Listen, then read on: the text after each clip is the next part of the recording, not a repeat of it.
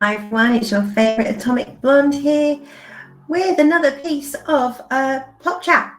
So today, dropping on Netflix is a film called Electric State. So as I always say, sort of preambles to whatever I'm reviewing.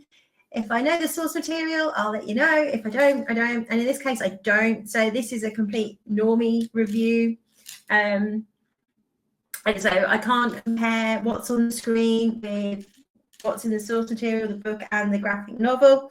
So it's completely face value, completely looking at it, you know, just as a film. So disclosure out the way.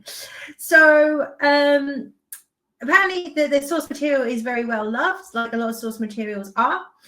This is the latest offering from the Russo Brothers.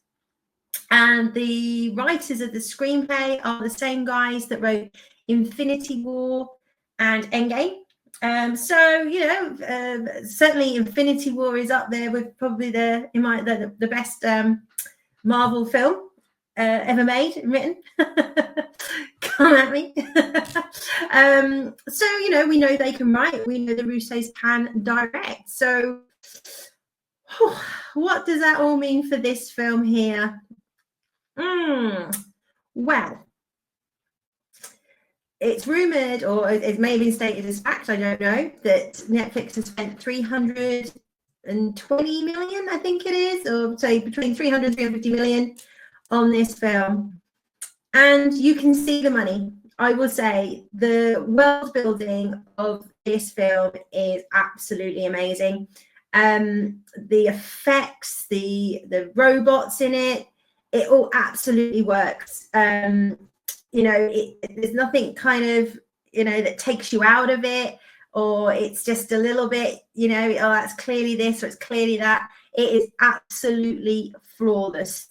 The Electric State universe looks amazing. Now, there's so a little bit about the story. So this is set in 1994, but an alternate 1994. So what they do a really good job at the start of the film, there's almost like a bit of a prologue to sort of say that this is the world, here are our characters, and the main two characters is this Michelle and her brother Christian. We never see the parents, but they're very, very close siblings. The Christopher's like this boy genius. He's basically, you know, I don't actually say how old he's been, but he's probably about like 14 or 15, maybe 13. But he's basically doing a higher mathematics paper to get into college. He's sort of like a sort of Sheldon kind of, probably more intelligent than Sheldon. They've sort of never seen stats like it. And the world is kind of as we know the 90s, but then we've got this whole separate piece that, you know, robots, or, you know, and robots were invented, and then gradually they went from doing certain tasks to taking over, and they became like doing all the jobs that humans didn't want to do. So, you know, all the sort of manual labor, working in restaurants, all of these kind of things. And then it kind of ends up being a bit of an uprising that the robots want to be more. It's like, well, just because I was built to be a post-woman robot, do I have to do that? Why can't I do something else? And this civil war erupts, and you get like footage from the war, and then we have a tech billionaire who's suspiciously like Jeff Bezos, but that's, you know, makes a change from Elon, I suppose. Comes up with this sort of VR headset, which enables them to create these drones, so you don't actually have to send soldiers in to fight. That basically gives them the upper hand, and the humans win the war. All the robots are banished, and they're sort of sent to this sort of wasteland. And it's against the law for humans to harbor a robot, or even to, you know, to have any kind of sort of tech.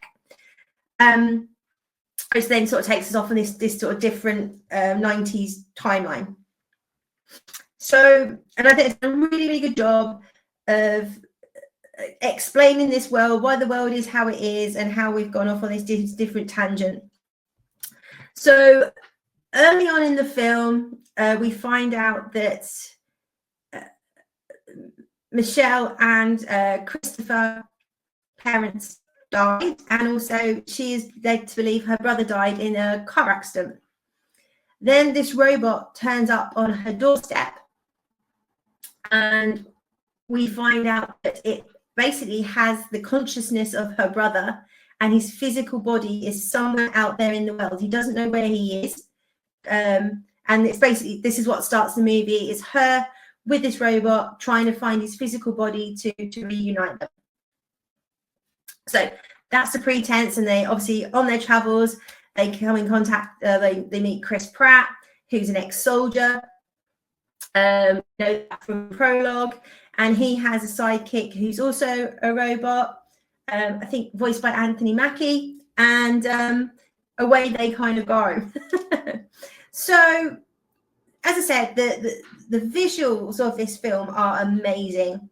You never get taken out by anything that's going on. It really has a feel of kind of retro 80s, 90s films. I mean, I guess because it's set in the 90s. But what I will say, and I say I don't know the source material, but I kind of get the impression the source material is aimed more at adult audience. I don't know. Please let me know in the comments if you do know. This is very much a kids' film. And I would say it's kind of pre-teen, tween kind of space. You know, you've got cute robots, you've got you know, very straightforward relationships. There's nothing too heavy going on. There's lots of action. But if you're going into this expecting to see, you know, even like a 15 or an R kind of film, you're going to be disappointed. I don't know how heavy it goes into sort of the philosophy of this world in the source material. There's a little bit there towards the end, which I think, like, you know, 13, 14, 15-year-olds would get, without giving too much away. There's like towards the end there's a character, and there's obviously there's a fight going on, and one character, the human character, says to one of the robots, "Are you prepared to die?" And the robot says, "Well, how can I die if I was never alive?" So it's that whole kind of thing, you know, what makes you human, or what makes you alive, and what's sentient, you know, what, because basically saying like robots shouldn't have any rights because they're not alive, they don't have feelings, you know, all that. So there's a little bit in that, but it's not heavy that at all. It's just very much about this girl trying to find and reunite her brother's mind with his body. The performances are good, they're fine. I mean, Chris Pratt is basically playing Chris Pratt. Is pretty much sort of Star-Lord in this, you know, but he's good at it, so I can't knock that. And there's a little bit, you know, obviously Chris used to be overweight, and he does a lot of funny stuff on TikTok or Insta, wherever it is, about his daily battles of keeping the fat guy under control. So there's a whole running theme in this about him not having enough food and basically going into like just stuffing his face and getting those Twinkie coma. So he's kind of like taking a bit of a you know, knock at himself. I thought Millie's performance was very good. She's fine. Again, she's not everybody's cup of tea, but she's all right in this. She's not, what I would say, there's no girl boss act crap going on or anything like that. She's just, you know, desperate to find her brother, who she thought was dead. So I must admit, when I saw the runtime of 2 hours 8 minutes, I was like, gee whiz, because as I say on here all the time, I am not good with long films. But it held my interest, I have to say. I mean, look, it's got stupid dialogue. It's the world itself is like, some of it, like the rules of the world, like you kind of go, well, why would you do that? Or why is that? That doesn't make sense. Wouldn't you just do? So you got all these robots running around. You're like, well, why wouldn't you just set off a EMP? But they don't have EMPs. So little things like that where you just kind of go, this is a bit dumb. But if you look at it, it is a kid's film at the end of the day. And I think it's a very good family film, actually. You could all sit down, family film. We don't have many family films anymore. And I think the adults could sit there, watch it, entertained. I think what it does miss a trick on is maybe not doing stuff at 2 levels. So you probably could have, like a lot of good family films that, you the parents can have a sort of joke on one level and the kids it means something else. I think they completely missed a trick there, and that would probably help with more people liking it or getting into it. But so I think people are going. I think the Nerdsville will hate it. I think in terms of it is a kids' film. I don't think it's what they were hoping it's going to be in terms of the graphic novels. But it's a very big world as I understand it, and it's a lot to do in one film. But it was watchable. It was completely watchable. I stuck with it for 2 hours. I wanted to know how it ended. I kind of cared about the robot characters. And it was fine. It was absolutely fine. I think some people absolutely hate this. I think certainly if they know the source material, I think they're going to hate it. If you have no idea and you're looking for something to sit down and watch with the kids, so if you've got kind of sort of 10 to maybe 14, 15, I think this is absolutely a perfect film for you. Might be a bit long for younger kids, and with the fighting, I think you've got probably maybe under 10, maybe under 8. It might be a little bit scary for them because it is quite, I say violent, but it's not like you see blood or anything like that. But there is a lot of, kids can get upset, seeing like the robots blown up and things like that if they kind of, find them cute or whatnot. So that's about all I can really say. It's like, it's fine. It's good. Great family film, I think. But I don't think this is the film that potentially the nerds and people of the source material were hoping for. I'd love to know your thoughts if you have read the source material. Is it aimed at a more adult audience? Because this film very much isn't. And if you go into it knowing that, I think, you sit down to watch, a Paddington film.